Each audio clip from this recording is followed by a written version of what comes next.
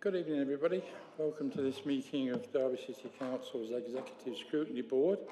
It's the 2nd of December 2024, 6 o'clock. So, do we have any apologies, Stephen? Chair, I've got apologies from Councillor Cecile Wright. Okay. Thank you. I don't believe there are any late items. Does anybody have any declarations of interest, please? No? I think we've all had circulated the minutes of the meeting held on the 11th of November. I propose we accept those. A seconder. Thank you, Councillor. Okay, so moving on to the forward plan. Anybody got anything issues in relation to the forward plan issued? I think the relevant one on the 2nd of November. No, just for those that weren't in the pre-meeting, we have had a discussion tonight about the forward plan and items that appear to be making the agenda or making the forward plan much too late. And when you look at the depth of the forward plan, it would appear that there aren't that many decisions pending in the future. So it's light in its content in terms of forward plan. Now, the forward plan is obviously important to the likes of us in executive scrutiny who want the opportunity to be able to look at the policies that the Cabinet and the Council are considering and scrutinise them as and when necessary. So we've had a meeting tonight with some of Stephen's colleagues in relation to how we might look to tighten that regime and remind officers that it's important to give notice of key decisions at the earliest opportunity, therefore to be able to improve scrutiny of items on the council agenda. So we're going to be following that up and looking at the process of the entering of key decisions on the forward plan in the future to minimise the number of times that we don't get the statutory 28 days notice. So that's just a comment for tonight, but we'll probably bring something back later, Stephen, just to the outcome of those decisions.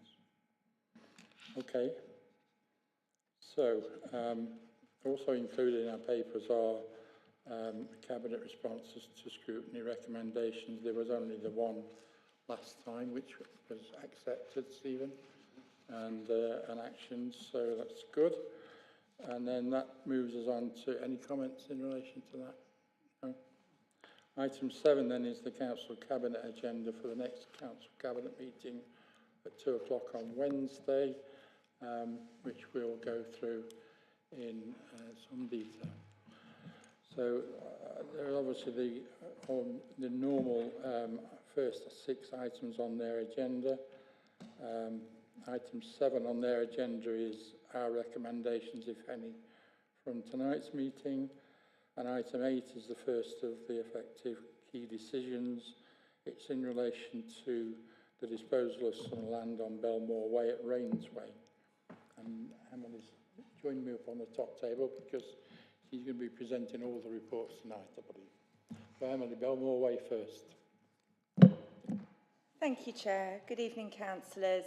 My name's Emily Feenan. I'm the Director of Corporate Governance, Procurement and Property and the Council's Monitoring Officer, and I'm here this evening in my capacity as the Director for Property at Derby City Council. I'm bringing a series of reports tonight, all relating to disposal of land or property in the Council's portfolio. So the first of these reports is, as the Chair mentioned, disposal of land off Belmore Way at Rainsway. And this report seeks approval to declare land situated off Rainsway as surplus to the Council's requirement and to seek permission from Cabinet to dispose of that asset. The site in question is a prominent site measuring approximately 2.3 acres off Rainsway. This relatively level site has been sitting fallow for several years while other neighbouring parcels of land have been developed out for commercial and industrial purposes. Earlier this year, we were approached by a third party interested in acquiring the land. And although we were obviously not in a position to do a deal directly with that third party, given our responsibilities in terms of transparency and obtaining value for money, this renewed market interest led us to exploring possibilities for that site. So having worked with colleagues across the council, we determined that the site was appropriate for sale for development, and so this report seeks permission to move that sale forward. The council's estate team will market the site itself, seeking bids at 500,000 and over. And once bids are received, the estates team will progress that transaction through to completion. Chair, it's worth noting that following publication of this agenda, Councillor Kerr flagged an issue with the report. She identified that the original proposal to undertake some clearance of the site in advance of sale raised some issues from a biodiversity net gain perspective, which are quite correct. The proposal to clear had simply been cosmetic in many respects, to make the site easier for people to view. But having had that concern raised by Councillor Kerr and discussed with colleagues, I would propose that paragraphs 4.6 and 7.5 are deleted from the report, that no pre-sale clearance of the site take place, and instead that clearance is undertaken by the preferred bidder following completion of the sale, and they take forward the biodiversity net gain steps that need to be taken. One final point, Chair, is that following the decision to move this site forward for sale, the council were approached by an organisation who had identified the site as suitable for an advertising hoarding. And so therefore it is proposed that the council retain a small strip of land at one side of the site on which a advertising hoarding can be erected, and that will generate a source of income moving forward for the council. Happy to take any questions, Chair. Any questions for Emily on this report? Yes, Councillor Kerr. Can I start by saying thank you? I was reading these papers over the weekend, and I asked a question of one of the planning officers, who came back very promptly to me, which was really helpful. I just wondered on here, obviously there's been the identification of one location here where an advertising hoarding appears to be suitable. In looking at the site, was it considered whether there were other sites there that might also be of interest rather than just the one at the end? Or is that felt to be sufficient from a highways distraction point of view? Thank you, Councillor Kerr. On this particular site, we've only identified it being suitable for one hoarding. However, obviously the erection of hoardings of this type is a really useful revenue generation opportunity for the council. And so following this piece of work, we do intend to do some further work across the portfolio to establish whether there are any other sites that would be suitable for hoardings to be placed. Yeah, I don't think we don't want to become like America, do we? And have a plethora of advertising on every junction, or you don't want me to turn Rainsway into like Vegas? The Strip? No, we don't want to. We don't want Rainsway Strip, but where we can usefully agree some hoardings, and that's quite likely. Councillor Rawson, you wanted to come in? Yes, thank you, Chair. I think it's always good when we've got vacant land before disposal to think of whether it can be developed for social housing, for example. I think in this case that's not suitable because of perhaps its location, and I think it's on the floodplain there. So could I just check that we always do as a first instance,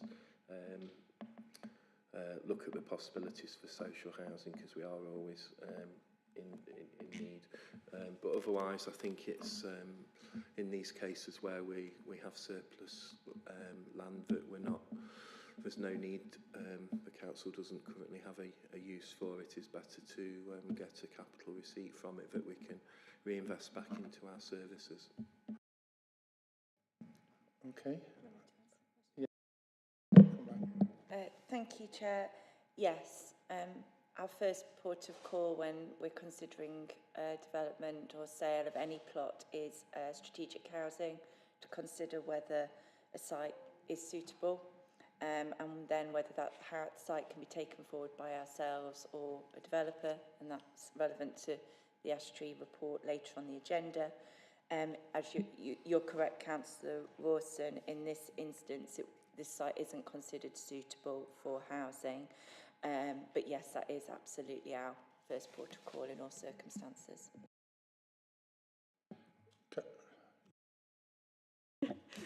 Sorry, Chair, I just wanted, and I'll only bring it up on this item and not on the others, which is the climate change roundel. And if you look at it, procurement is red, and I don't know why that's red, and all the rest is either yellow or mostly green.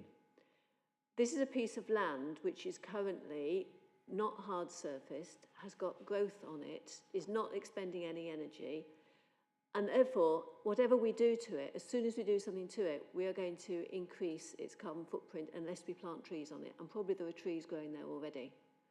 So in terms of the assessment that's been done on this site, which says that energy is going to be positive, but anything we do to it is going to take energy. Influence, what influence are we going to have over it? Internal resources, +6, where's that coming from? I really don't know. Land use, well, at the moment, it's wild. I don't think we've got the instructions and the guidance for people to fill these in working. Because the only influence, once we've sold this land, the only influence we have is anything which we write in as a contract into that sale. And if we write things into that which is going to create a climate change sink, we're not going to sell it. So we're not going to do that. So it's not going to have a predominantly green, positive climate impact, just as the others aren't either. But that doesn't mean it's not the right thing to do, because we aren't here as a City Council only to do things that are for climate. We are here to do things for the people of Derby, for our economy, for jobs, for housing, for the whole holistic things that we need to do. And I don't think we've got our climate roundels working, and I just wanted to pass that back. Thank you. Thank you, Councillor Cowan. Obviously, we did speak about this earlier, and I think you're right. I think there needs probably to be a discussion with colleagues in the planning team and the environment team about how the roundel is working and the guidance given to officers, and I'll take that back. Okay, so for myself as chair, in principle, certainly not the property rationalisation programme can be extremely important in such times as we're in at the moment, financially, etc. Without selling the crown jewels of the city, of course. We need to look at where we can and can't properly dispose of rationalise some properties, and the items on tonight's agenda I don't have a principal issue with. There are just a few points though. First one was in relation to the clearance of the site. I read it as the purpose was to make it more attractive, increase the value of it. Is there any assessment of the potential effect on its land value? It's not believed that there is an issue in terms of value achievable as a result of clearing or not clearing. It was simply to make viewing and accessibility easier during the sale period. However, it's not considered that it will have any material impact on price achieved. Okay. The other angle to it is in relation to the process for bringing this to Cabinet.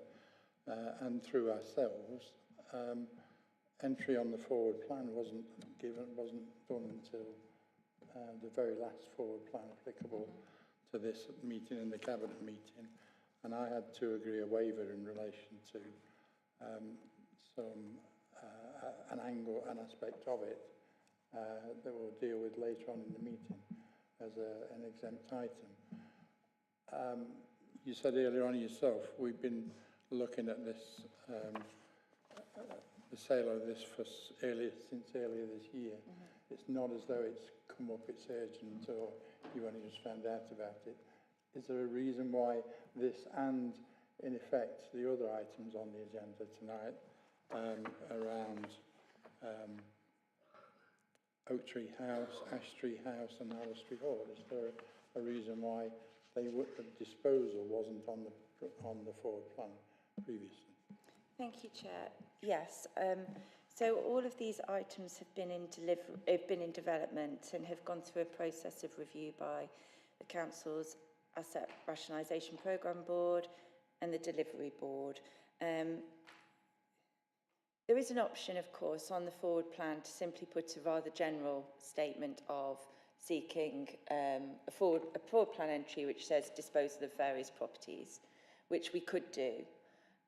Which wouldn't be of any use. Which would be of no use to anybody. Right. However, so I took the view that the more sensible approach would be to wait until we had some certainty over the properties that were coming forward through Corporate Property Board, Asset Rationalisation Board and the Delivery Board, which was in October, and then put those items onto the forward plan at the first opportunity, at the next opportunity, which was the start of November.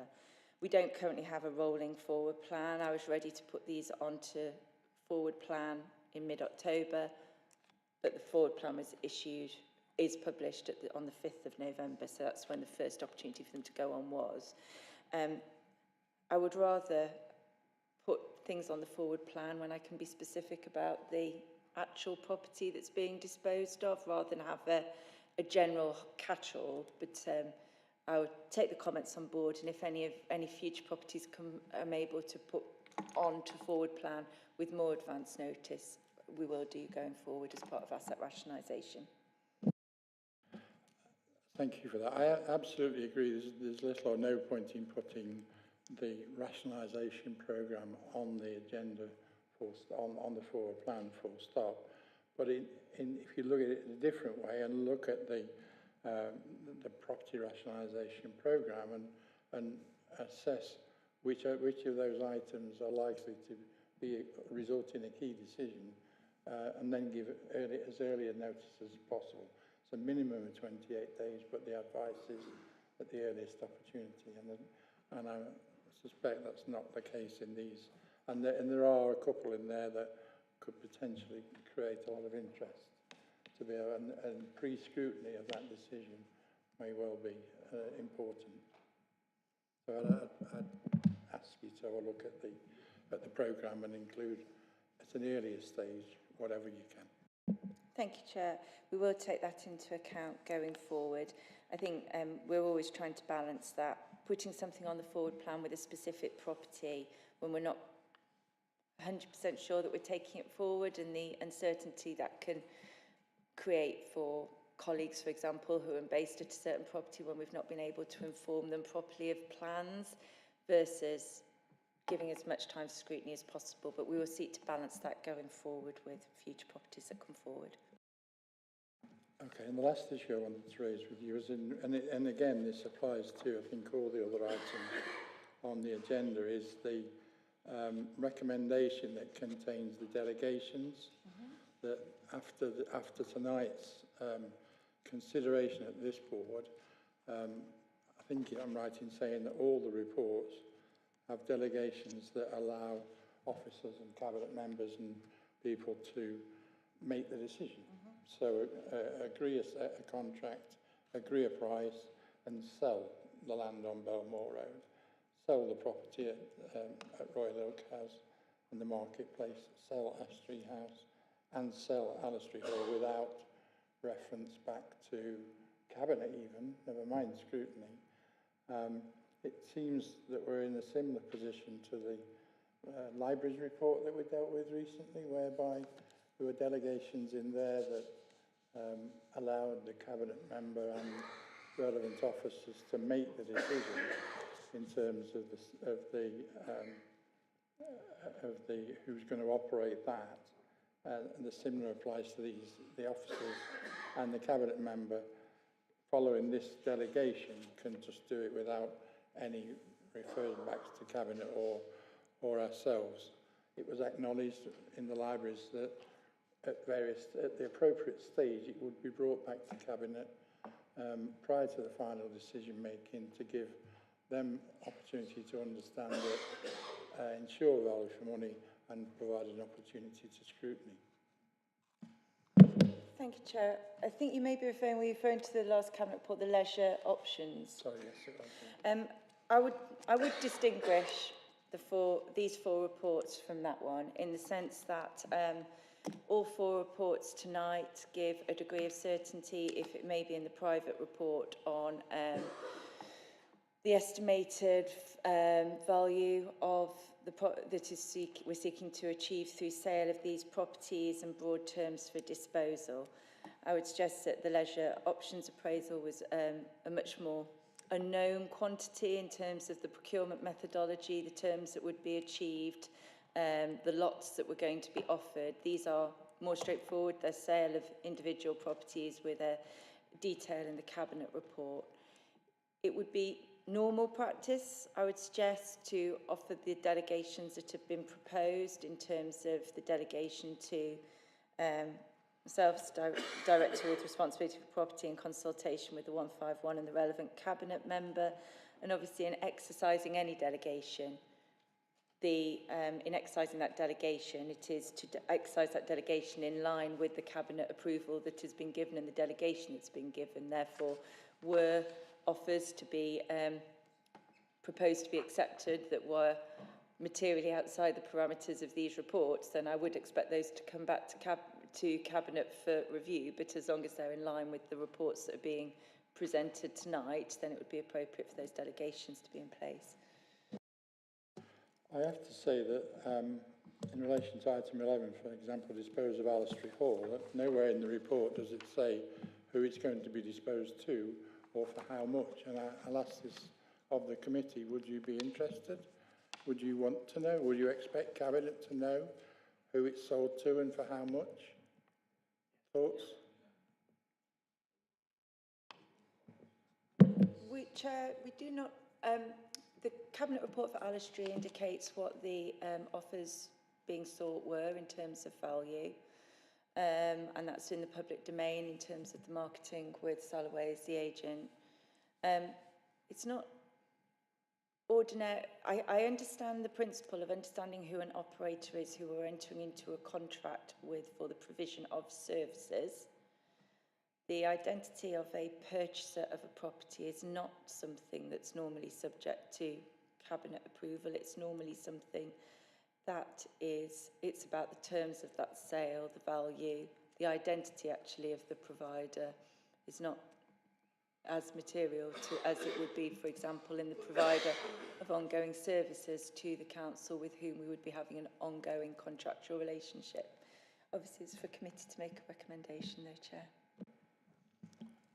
Sorry, Emily. Yes, I agree. I hear what you say, and in certain circumstances I agree. But again, I know we're not on Allestree Hall, but in such circumstances, the operator of Allestree Hall needs to be somebody, and the operation they intend to run at Allestree Hall would need to be in line with what's happening on Allestree Park, wouldn't it? For example, you wouldn't want to. I can think of any number of things we wouldn't want Allestree Hall to be sold and used for.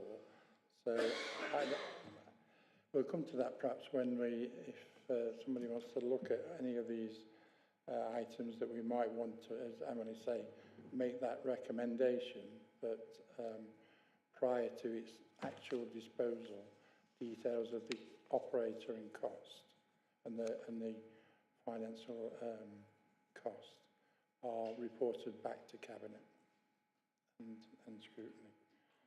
But I don't think that applies particularly in relation to Belmore Way at Rainsway. I think we can agree that that could be disposed of without that condition. Any other thoughts on item 8? No? Good. We'll move on then, and we'll move on to Royal Oak House and the Marketplace. Thank you, Chair. This report is intended to inform Cabinet of the current condition of Royal Oak House and adjacent buildings at 1331 Marketplace, seek permission to declare them surplus and obtain approval for their disposal, and also to seek approval to the relocation of the Council's registration services from Royal Oak House to more suitable and cost-effective accommodation at Riverside Chambers. Committee will note that that Royal Oak House is currently home to the Council's registration services and a small number of colleagues from other Council teams. Royal Oak House is in a poor condition, requiring frequent and costly repairs, and does require significant investment, particularly in the roof, if it is to be retained as a long-term home for registration services. There are also significant issues with IT infrastructure. It should also be noticed that the building is not an optimal building for the provision of registration services, being located over 2 floors, with the wedding ceremony rooms being located on the first floor. Not only does that present issues for customers, but it also limits the ability of the council to generate income through its wedding offer. Riverside Chambers, which currently forms part of the council's Connect managed office space offer, alongside being home to the council's local studies library and associated storage, is proposed as a new home for registration services. Over the past 2 years, occupation by what we would call Connect tenants, so private tenants, has fallen away, and there is now an opportunity to refocus Riverside Chambers into a more public sector, public-facing facility. Building on the offer from the local studies library, it's seen as an excellent location for registration services, offering suitable accommodation for those services. Some refurbishment work is required. However, the cost of that refurbishment work is significantly less than the estimated cost of refurbishing Royal Oak House to allow that to be a long-term home for the services. It's also recognised that Royal Oak House and 1331 Marketplace occupy a really prominent location on the marketplace and have the potential to offer a much more vibrant and a greater degree of animation on the marketplace than is currently offered by the registration services. 1331 are in a even more significantly compromised state of repair than Royal Oak, and it's recognised that offering for sale a combined offer of Royal Oak House and 1331 would optimise the opportunity for all 3 buildings to be brought forward, renovated, refurbished sympathetically and brought forward for future use. Were we to retain 1331, there's a danger that selling them in the future as a single smaller lot may not be as attractive to the market, so it's considered that would be a better opportunity. So that is the proposal on the table, Chair. Obviously, happy to answer any questions on the proposal. Thoughts, questions? Thank you, Emily. I was just looking at the legal implications there in connection with point 8.2 to retain a measure of control over the future use of the buildings. As it's a prominent building in the city centre and in a conservation area, I think it is in the city centre conservation area, isn't it? Yes, you know, I think it's really important that this doesn't turn into another one of those vape shops or something like that we've got popping up all over the place in inappropriate locations, or anything similar, and that I just wonder whether there's any further sort of meat on the bones as far as what sort of use you're going to ask for as part of that covenant. Thank you, Councillor Bonser. It is recognised that it has a really significant location, and also, although Royal Oak is not immediately adjacent to Guildhall, obviously any planning application that's brought forward will be required to take account of its proximity to. The intention is to covenant against activities such as casino, betting, vape sales, strip joint, those kind of activities that would not be what we would want to see on the marketplace, so to put conditions in, covenants in the sale to prevent that. In terms of marketing the property, we'd be going with agents who are specialist in marketing properties for sale for hospitality sector, food and beverage, those kind of things, in much the same way that we engage specialist agents for the sale of Sinfin Golf Course, you may recall, committee, where we engaged a specialist golf agent to ensure that we maximised the opportunity of selling, of finding a new lessee who could take that property. So much to say, building on that experience, we would look for an agent with that specific expertise, and we would very much assess bids in the same way, using that same sort of criteria that we used for Sinfin Golf. Are they hitting those specific use requirements to make sure that we optimise the opportunity for a really great, vibrant use on the marketplace that was absolutely in line with what we want to see in that location? Yeah, thank you. I fully appreciate the need to look at this as to what it was going to deliver in the future. But I also think it would be really nice if it was something that was local and unique to Derby. And by going to the wider offer, we might get something that is being great and people know it, it's a name, but it might not be unique to Derby. And I just wonder whether we might, if we advertised it ourselves and not through a particular niche marketing system, we might pick up somebody who is wanting to do something here, and it can be a Derby feature rather than something else. And I just wondered whether that is something that other members might think is worth exploring. And as part of that, it might be that to explore it as two separate units, probably 30-31 together, and then Royal Oak House separately. But to be flexible on that, because again, it might be that particularly if it's a local person, it's a local business that wants to do something, they may not be big enough to be able to want to take the whole lot on at once. But wouldn't it be nice if it was something that was uniquely Derby and successful rather than a high street offer from anywhere? Regarding the timing, if it's going to be a leisure type venue, I'm thinking it might actually be better to do this when our city centre becomes more vibrant with the opening of the arena on the other side.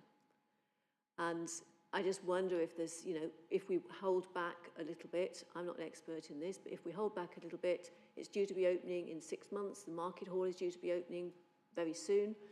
If we hold back and market this at the same time, the footfall, the vibrancy, etc., may look better, and it might add a few tens, £100,000 onto the value of the unit. So I think we ought to consider that issue.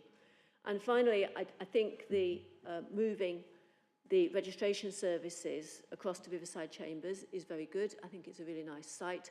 But when the frontage was reorganised, they also took away the cycle parking. And one of the things that we are supposed to be doing is being an accessible for cyclists and for other non-car-borne travel. So I think as part of that, we ought to be ensuring that we get some cycle parking in onto Riverside Chambers. And that's good for the other users there as well. I don't know if you want to come back on that, Emily, but my comment on a couple of those points would be that nothing's going to happen here on these sites in the next 6 months before the opening at Beckwell, and it's impossible for us to dictate exactly what usage these properties can be put. But we can condition some things that we don't want it to be, and there will be planning control on the development of them. But in relation to that, we have ambition for the look and the use of the marketplace in general. So until we know what's going to happen on the assembly room site and the way it's developed and this enclosure of a market square, it would be better to know and have a plan for how the marketplace is going to develop. Do you think? Thank you, Chair. So in terms of, I'll deal with timing first, I think. The timing is still a little uncertain. One of the key things that has to happen in relation to 1331 is the separation from the Guildhall site. So that will be part of the Guildhall works, the separation of it. And so there is obviously, we are still developing that project for the Guildhall. And so that will inevitably lead to some time while that is brought forward. That will not delay the move of the registrars. As soon as we are ready to move the registrars, we will, because having Royal Oak vacant while we approach the separation issue is obviously beneficial. And it's also important because some of the fire evacuation routes, for example, at the current time involve the back of Royal Oak and things like that from the Guildhall and 3031. So there's quite a lot of work to be done in terms of that fire evacuation strategy. So the marketing of Royal Oak is not imminent. It will be some time, during which time Beckettwell will have opened, Market Hall will have opened, and we will probably have further clarity on the Assembly Room site as well. So I think that, but the plans, as I say, for relocation of registration services, we're hoping to be able to achieve that around the start of the new financial year. In terms of marketing, whilst we would be going with a specialist agent and using their specialist knowledge in terms of that evaluation and looking to open the market, we would of course still be using our own local challenge for marketing channels for marketing the property as well. It wouldn't just be in a niche area, we open it up anyway. And in terms of cycle parking, I will take that away.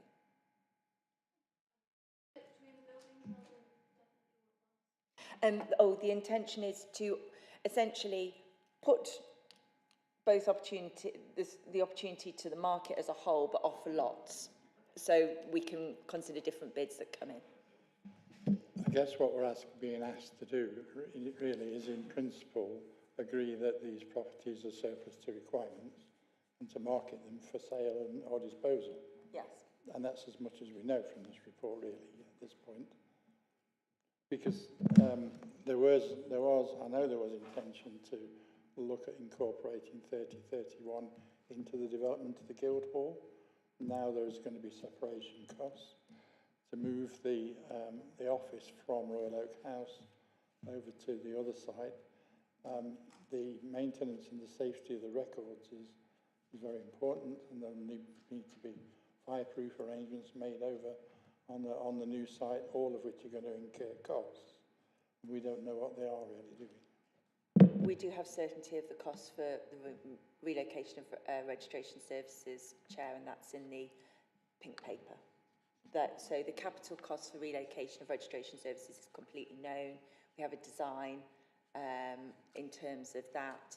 The safety and storage of the records for registration services bin, we have a workable solution which the GRO are comfortable with for Riverside Chambers. So in terms of the move for registrars, we do have certainty of that proposal and are confident in the cost of it. In terms of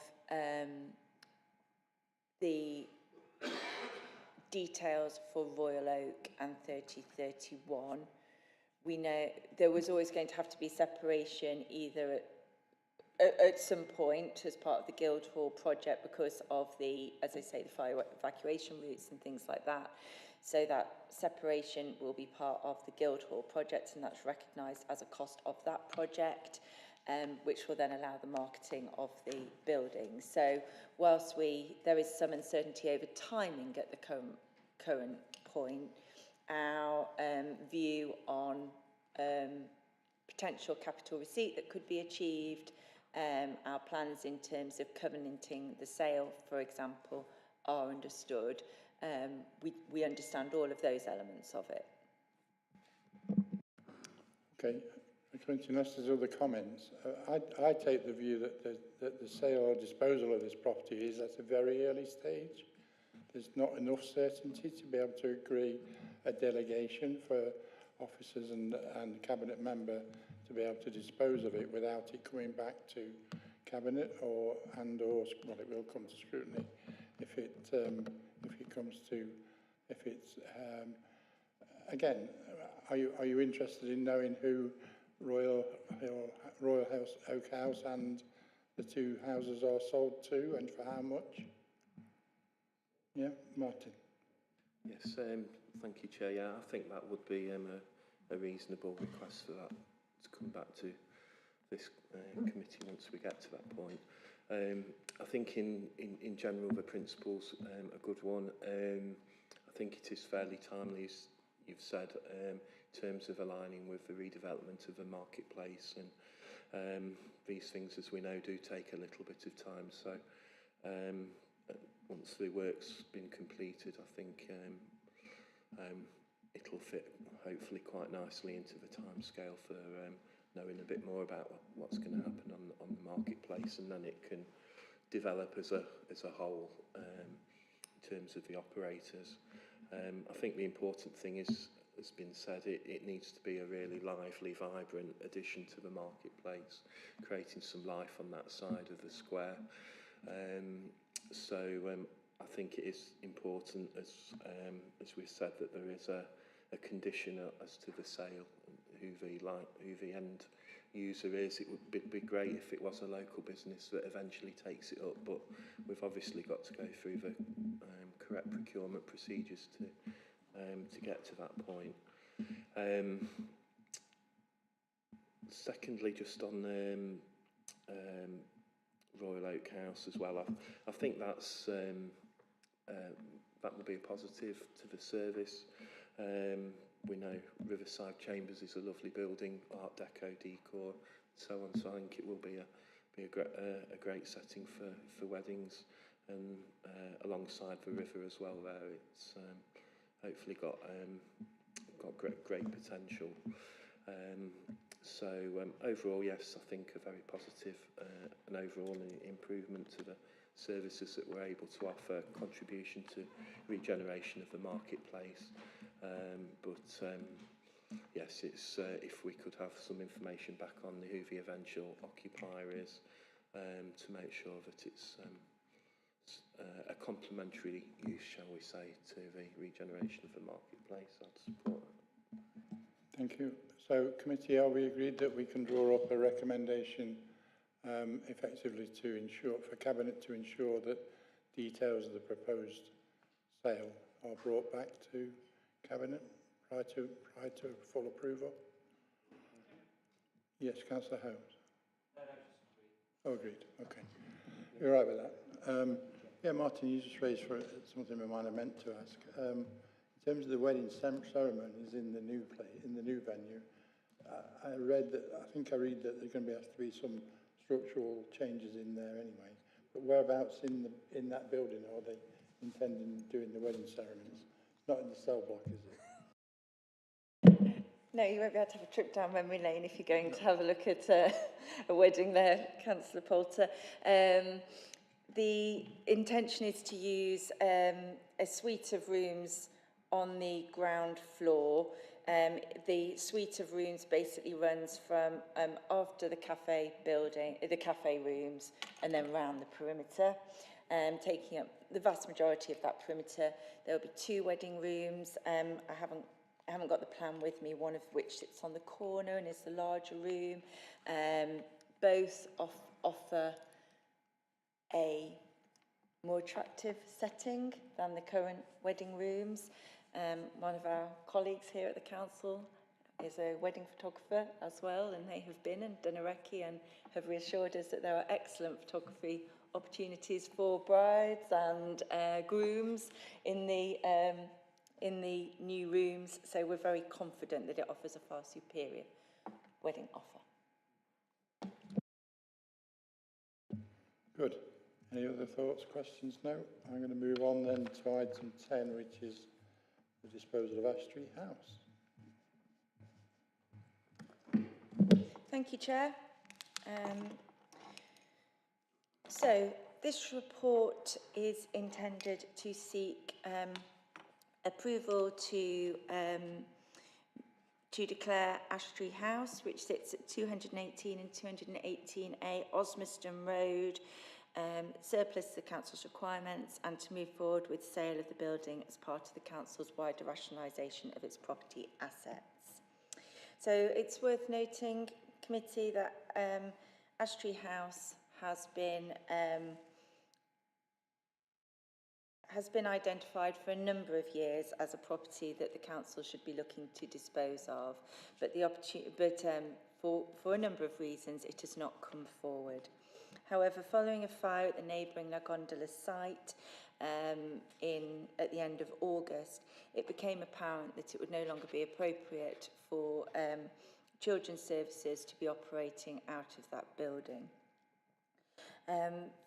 The children's services are therefore operating out of various locations out across the city at the current time. Those services include office facilities for social work teams, but also Ash Tree House was previously the main location for court-ordered family time in the city, and so that those services are currently being provided out of a number of locations across the city which are not optimally suited to the provision of those services. Following some work, it has been established that it would not be appropriate for the services to move back to Ash Tree House, and that we should take this opportunity to move forward with declaring Ash Tree House surplus to the council's requirements and moving it forward for sale. As previously discussed, when any site of this nature comes forward, our first discussion is with colleagues in strategic housing to identify whether this site could be taken forward by our own internal services as a residential site. Having looked at the site, it is absolutely suitable for residential development, and the two sites next on either side have both recently been given planning consent to move forward for residential development. However, our strategic housing teams are currently extremely busy delivering the Abbey Lodge scheme and other housing developments which already have planning consent granted, and therefore do not currently have the resource to move this forward in the short to medium term, and it would be at least 12 to 15 months before they could move into the feasibility stage of development. During that time, the council would be holding the vacant site, and it's recognised that actually the opportunity presented is that we could move forward with sale much quicker to realise a capital receipt. It's recognised, though, that capital receipt could be optimised if outline planning consent for residential development was first put in place by the council, and that is the recommendation of officers that is taken forward. It should be noted that the proposals in respect of children's services are that the office accommodation will be provided at the Lighthouse on St Mark's Road in space at the Lighthouse, which has recently been vacated by another council team, and that family time will be provided at 42 Leopold Street. That is a currently vacant building in the council's portfolio, which has previously been used for the provision of children's services, and that it would, with some fairly minor works, be available to use and be suitable for provision of those services from the start of the next year. I think that is all the points actually at this point, Chair, but I'm happy to take questions. Yes, any questions, please, in relation to this proposal? Councillor Kerr? We know as a council that we are desperately short of affordable housing, and I find it really frustrating when we have a site like this where we know that the adjacent sites have made somewhere between, I think, what is it, 35 and 45 units of accommodation, that we're saying we can't deliver it. There are facilities, there are organisations out there who would be able to support us in doing this. We know that if we're going to get an outline planning approval and then it's going to be going through a sales process, that is likely to take 6-9 months at least to be able to achieve that.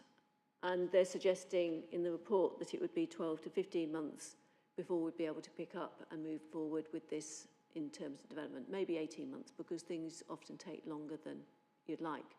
But if we were to get 40 units of accommodation in here and we take people out of the bed and breakfast route, which is where so many people are at the moment, then our housing benefit subsidy loss, we'd be talking something like £10,000 per week coming in, £500,000 a year for doing a development of this nature. And I can't really believe that it's not valuable to do this. We've also had the updates about the amount of Section 106 that is available for housing development, and I think we've got something like £1 million available to be unallocated as yet that we could be using for taking forward a project such as this.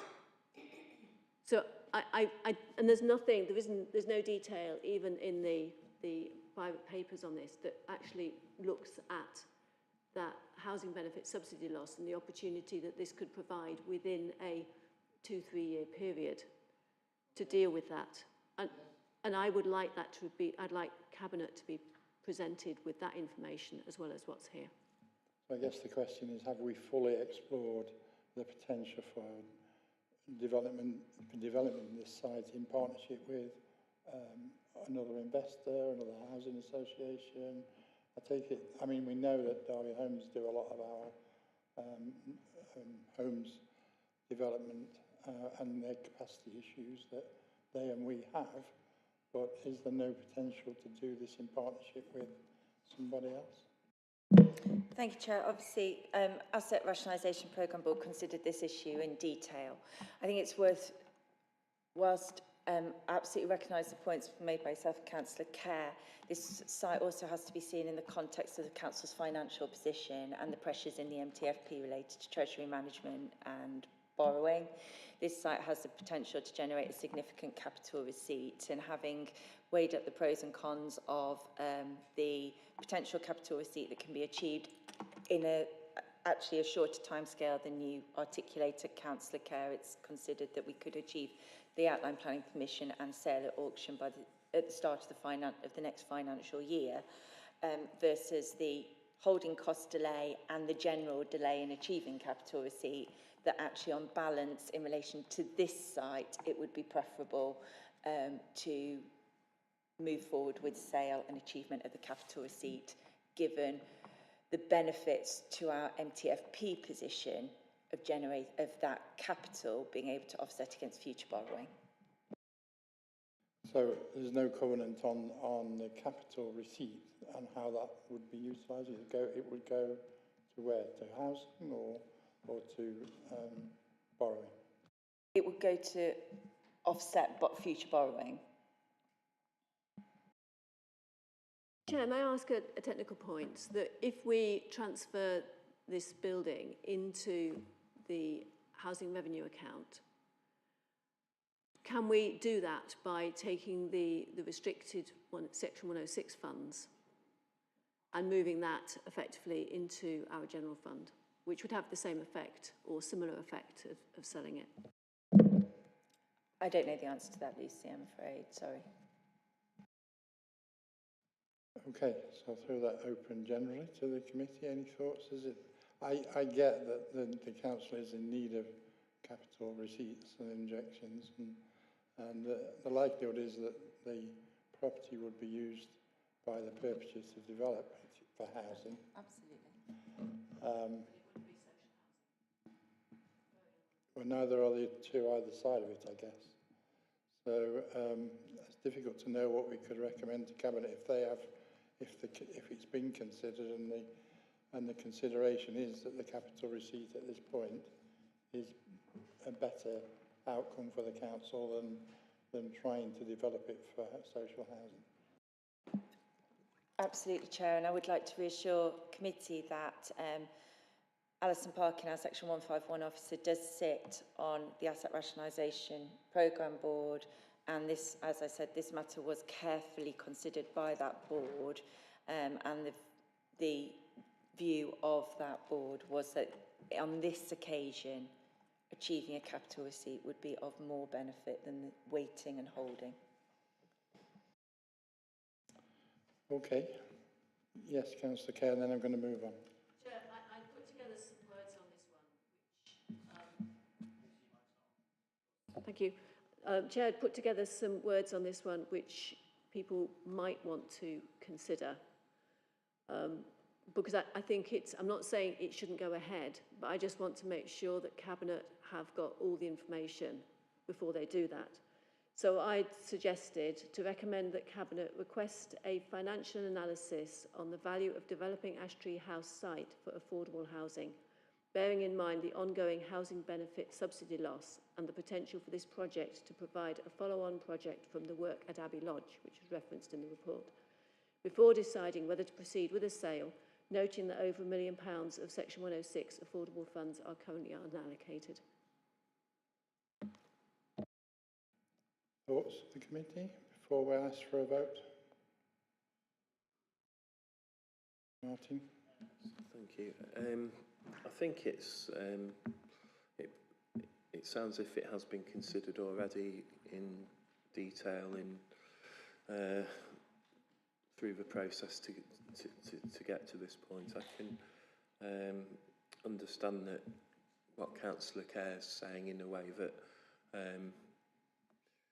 seeking reassurance from Cabinet that they've considered this as an option, I think would be reasonable. I'm sure they have done already, but I don't see any harm in a recommendation just to raise that to make sure that it's on their radar and has been considered.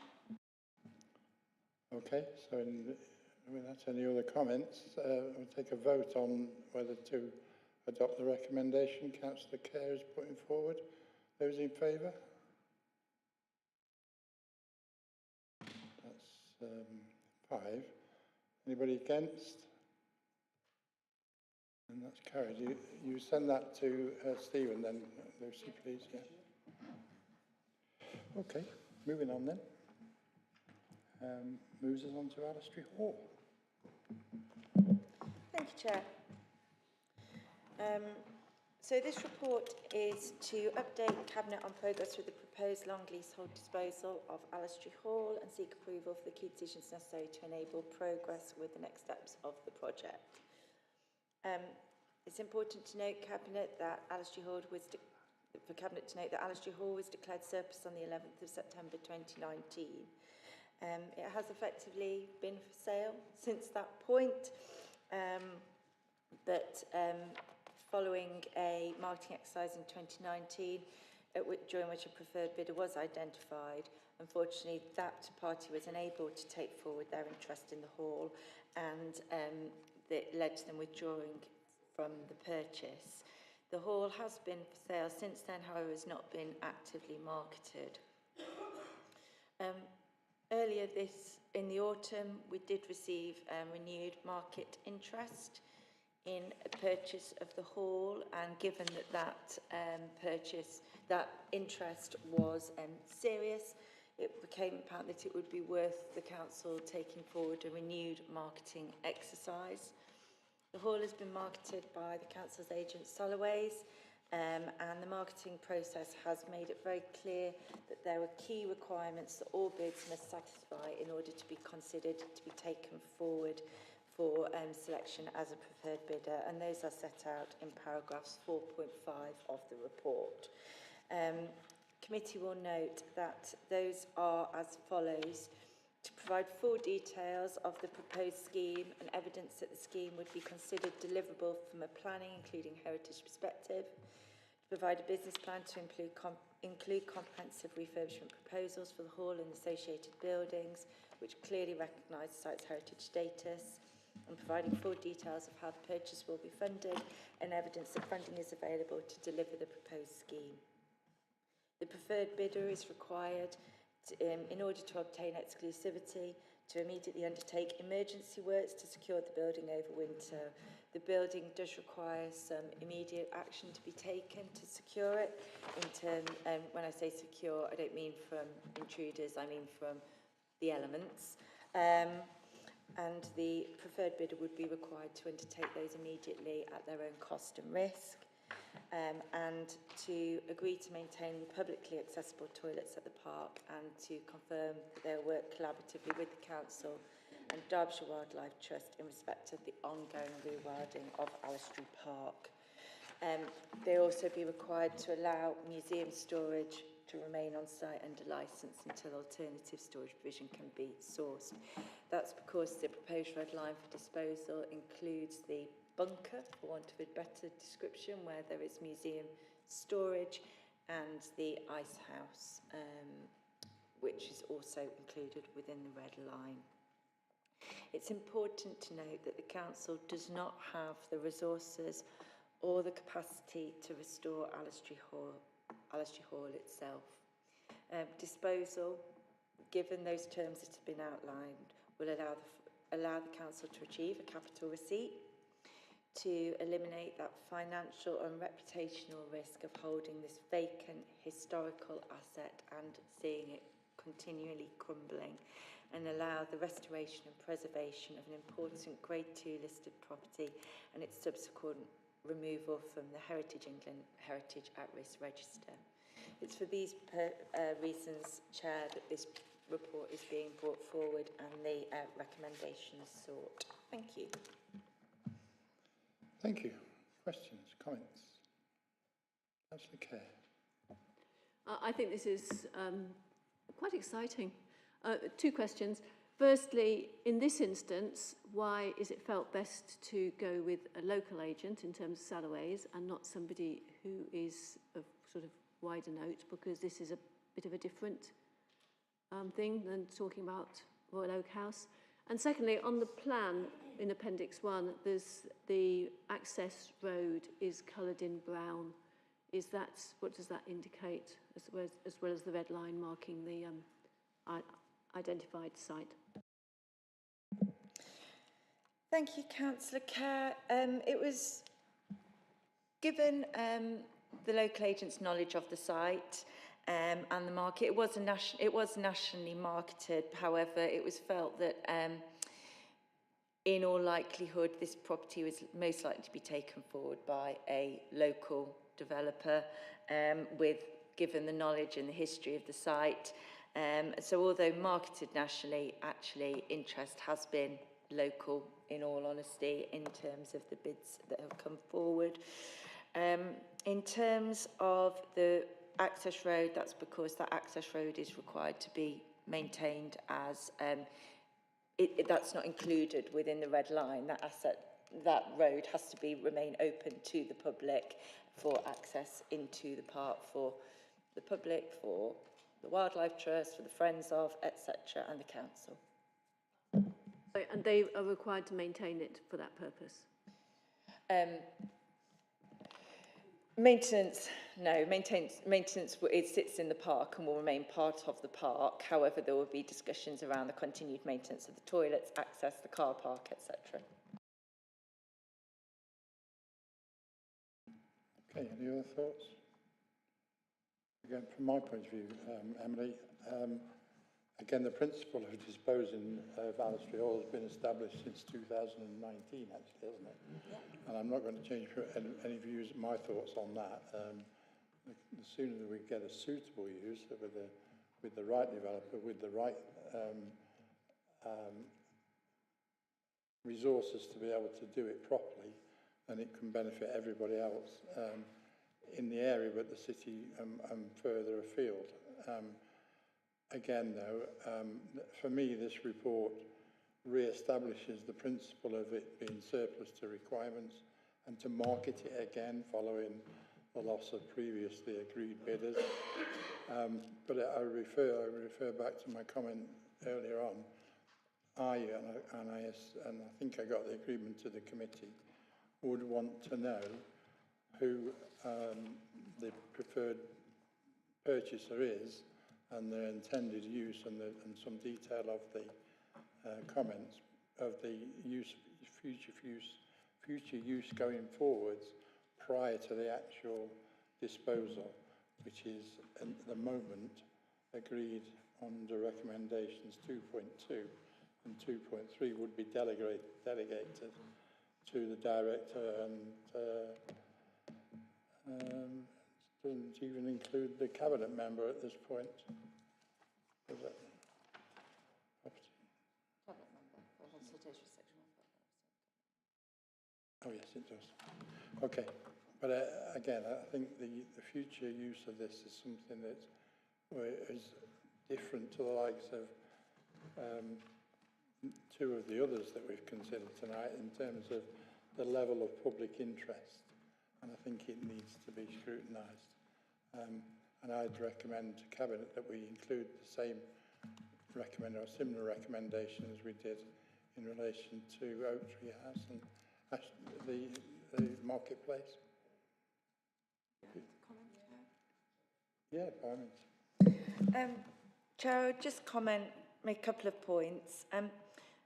Firstly, as set out in 4.5, we are already there are significant restrictions already on what the hall can be taken forward in terms of use, given the planning and heritage constraints on that site. There are, it is a constrained site in terms of what can be done, and planning and heritage offer significant protection in that respect. And also the due diligence is obviously key in terms of financial standing, etc. I would also point out that the need to move quickly following this report and the evaluation of the bids is key, given the need to put in place the winterisation works to protect the hall.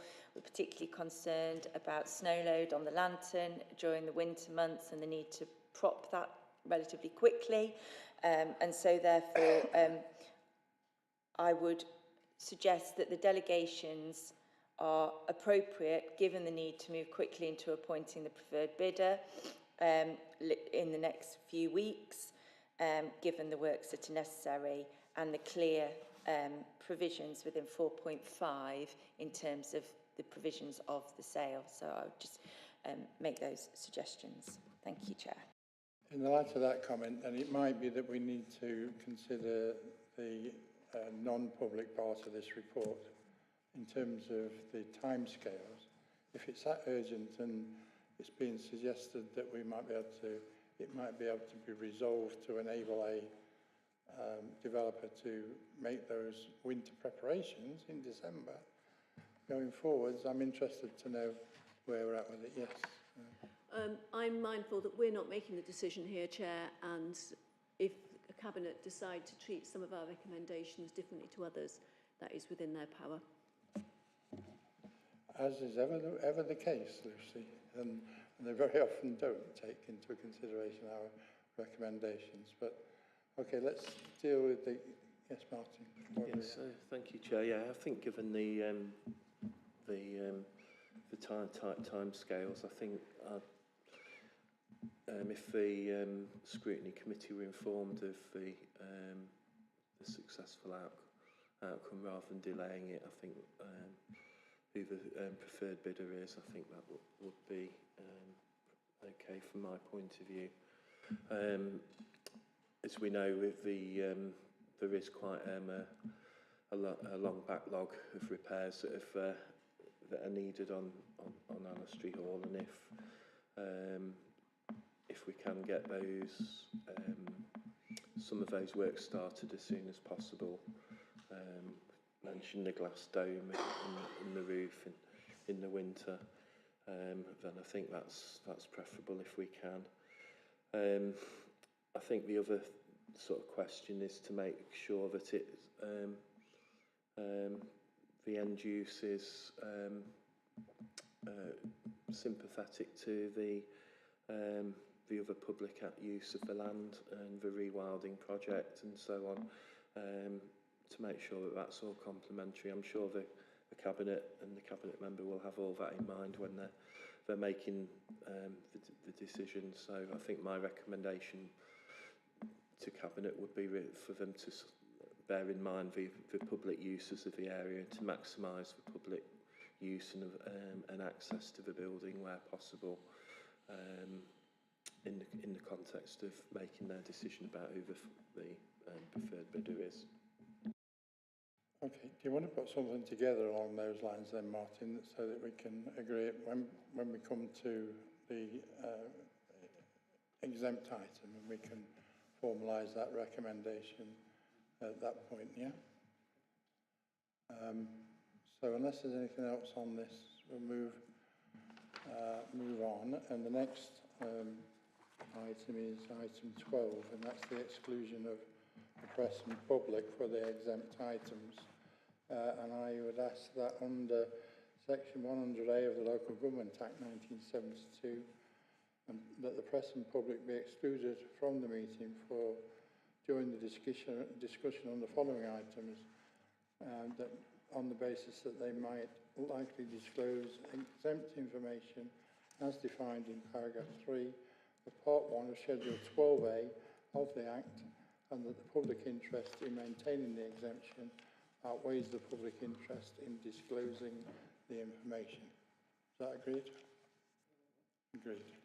So we'll close the meeting at that public